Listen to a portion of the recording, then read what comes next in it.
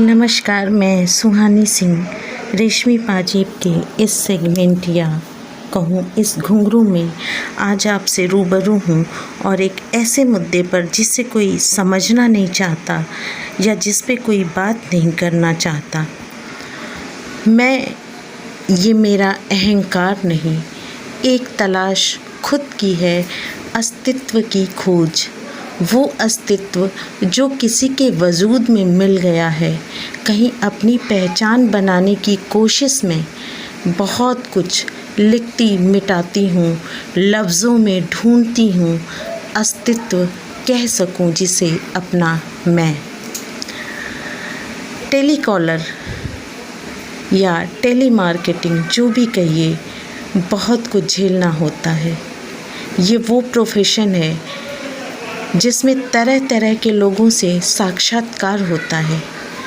Telecaller यानी earphone कान में और हाथों में फ़ोन या कंप्यूटर का माउस, तेज़ी से काम करते हाथ, फीडबैक नोट करते या फ़ोन में मैसेज टाइप करते समय ही क्लाइंट के हर सवाल का सटीक जवाब, वो भी पेशेंस और स्माइल के साथ। अब आप सोचेंगे मैं यूं ही फेंक रही हूँ, ऑडियो कॉल पर क्या फ़र्क पड़ता है, स्माइल हो या ना हो?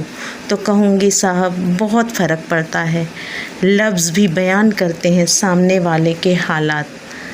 आपको बता दूँ, टेलीकॉलिंग दो तरह की होती है, सेल्स यानी प्रोडक्ट बेचना, सर्विस यानी सेवा प्रोवाइड कराना। साथ ही कॉल्स भी दो तरह की होती है, इनबाउंड यानी उधर से आने वाली कॉल और आउटबाउंड यानी इधर से की गई कॉल। इसमें ज़्यादातर इनबाउंड कॉल सभ्य तरीके से और जो टू द पॉइंट होती है। ये बात और है कि कुछ लोग गुस्से से भरे होते हैं और टेलीकॉलर पर ही फूट पड़ते हैं। पर आउटबाउंड यानी इधर से की जाने वाली कॉल 98% अश्लील, बेहुदा, फूहड़ और आपको इम्प्रेस करने वाली होती है। सिर्फ 2% ऐसी होती है जो जेन्युइन या कह लीजिए पॉजिटिव होती है। आप जानते हैं कि इस पोस्ट के लिए लोग फीमेल और वो भी अंडर 35 को ही ज़्यादा चुनते हैं, क्योंकि ऐसी धारणा है कि लोग फीमेल की वॉइस पर फ्लैट हो जाते हैं। पर एक बात और बता दूं साहब, सिर्फ टाइम पास और अपनी कुंठित भावनाओं की पूर्ति के लिए जब प्रोडक्ट खरीदने की बात आती है, तो वह सॉन्ग है ना, बाप बड़ा ना भैया, सबसे बड़ा रुपया। अब आप सोच रहे होंगे मैं इतना ज्ञान क्यों बखान रही हूँ, मुझे क्या पता, मैं बस पुरुषों पर उंगली उठा रही हूँ। तो ऐसा नहीं है। मुझे टेली कॉलिंग और टेली मार्केटिंग ट्रेनर दोनों का अनुभव है और मैं इस बात से इत्तेफाक नहीं रखती कि फ़ीमेल ज़्यादा सेल करा सकती हैं। जाहिर सी बात है, जहाँ लड़कियाँ ज़्यादा होंगी तो रिज़ल्ट भी उनके हिस्से ज़्यादा ही आएगा। एक मेल भी बहुत अच्छा टेली मार्केटर हो सकता है। वैसे बात हो रही है फ़ीमेल टेलीकॉलर की। मुझे कुछ लोगों ने कहा, फ़ीमेल हो अपनी वॉइस का यूज करो। बहुत दुख होता है ऐसी बातों से, क्योंकि हमें गालियों के साथ साथ ऐसा भी सुनना पड़ता है जो मैं यहाँ नहीं बता सकती। बस यही ख्याल आता है मैं जॉब कर रही हूँ या धंधा। कुछ महान हस्तियाँ तो यहाँ तक कहती हैं, बोलो कहाँ मिले, जितनी सैलरी है उतने मैं 2 घंटे का दे दूँगा। तब सोचती हूँ क्या संस्कार है, या भाई पैसे का घमंड, या खैर रहने दीजिए, मूड फिर से अपसेट हो जाएगा। कुछ लोग कहते हैं अपना फिगर बताओ, प्रिंसेस बना दूँगा। दिल करता है कह दूँ, बेटा अपनी माँ बहन को बना ले, मैं ऐसे ही खुश हूँ। कुछ लोग तो ऐसे होते हैं जिनकी बेटियाँ हमसे भी बड़ी होती हैं, पर वो ऐसे आई लव यू बोलते हैं जैसे उन्हें ये आई लव यू ना हो गया, कुछ यस प्लीज टाइप का शब्द हो गया।